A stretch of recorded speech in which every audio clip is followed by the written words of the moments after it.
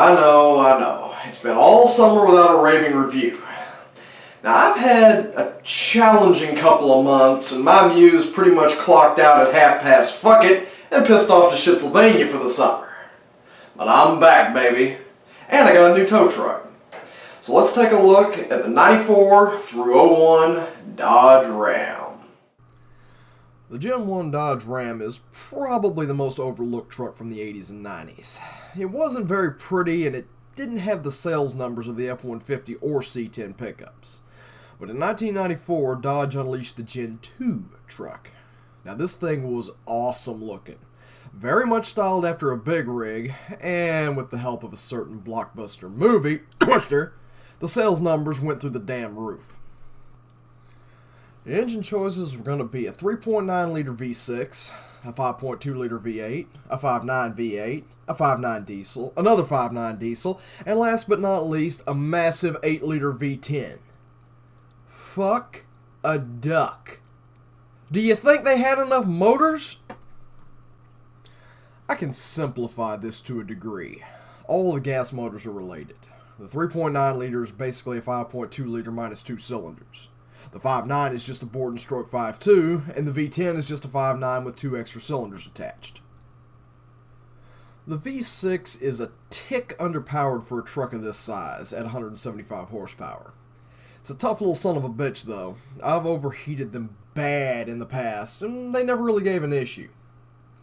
The 5.2 liter 318 is pretty peppy at 230 horsepower and 295 pound-feet. These guys suffered a bit in their early years on the reliability front. I've seen rod bearing failure, cracked heads, and cracked pistons. It's not super common, but it does happen.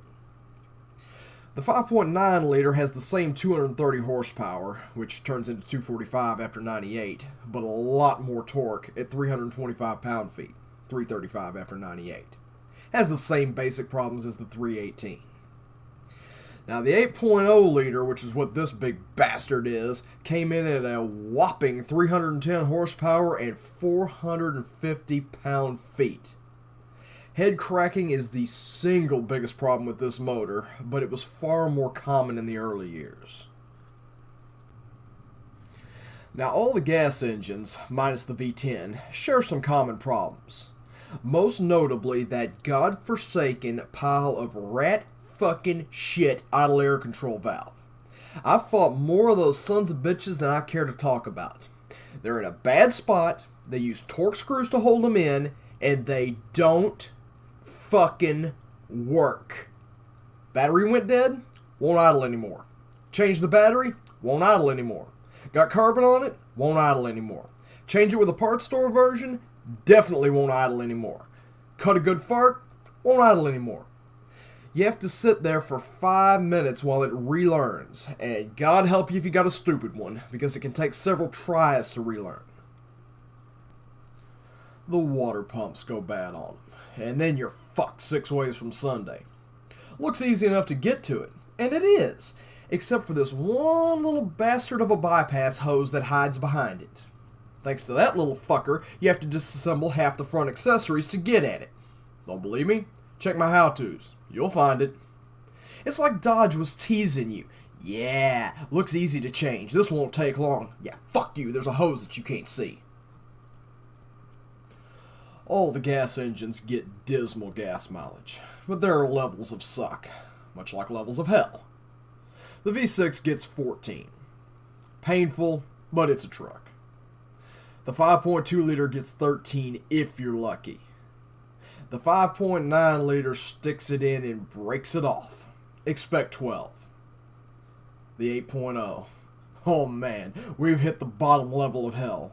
The devil's septic tank. A little part of your soul dies every time you fill up. I can actually watch the needle drop and wave bye-bye to my money. Any way you slice it, you're getting 8 miles to the gallon. Welcome to hell. Never saw that shit in Twister. Bill Paxton having to fill up every 30 minutes. The diesels are unkillable. End of story. Just pray that the freeze plugs don't leak and the Bosch injection pump on the 24 valve never dies, and you're A-okay. The automatic transmissions are the true failings of these trucks. They're bad. I'm talking Honda bad. Like Spam and yogurt bad. The 46RE has issues with the torque converter and the governor pressure solenoid, which causes overheating and a dead transmission. The 47RE in the heavy-duty trucks can't tow an overdrive, holds the gears way too long, and has a creepy third gear converter lockup. On top of all that, they require ATF plus 4.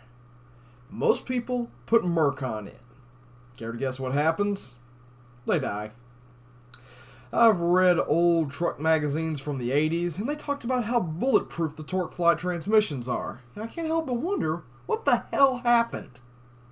I've personally never seen one exceed 150,000 miles without needing a rebuild.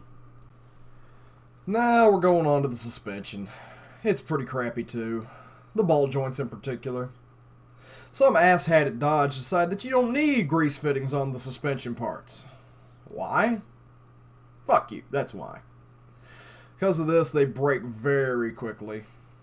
Listen for the telltale squeaking of the A-arm bushings, and of course the tire cupping. Oh, you're going to have tire cupping. Finally, we move on to the interior. And believe me when I say it's a horror show. The seats are pretty good. They will rip over time. They all do.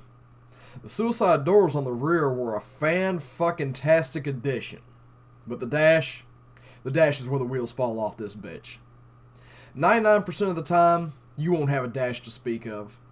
Just a decaying skeleton where one used to be. This one looks pretty good, right? Yeah, no. How about now? The windows are iffy, the heater cores have a tendency to leak, and the factory stereo is shitty. Expect the speakers to be blown. Now these trucks do have some bright spots to them. The bodies and chassis are rock solid. I've even had customers tell me that it feels like a man's truck. The towing performance is incredible with either the V10 or the Cummins. My trailer is at about 9,000 pounds right now, and the V10 tows it like it ain't even there. The looks, they're timeless. To me, it's the best looking truck ever made. I know that's going to be a controversial statement, but it's just my opinion. Now all that said, if you're going to daily drive one, you have some sacrifices to make. Most notably the god-awful miles per gallon. Anyway, you can say I'm a fan of Dodge trucks, so hit the subscribe button and stay tuned, because I got more reviews coming.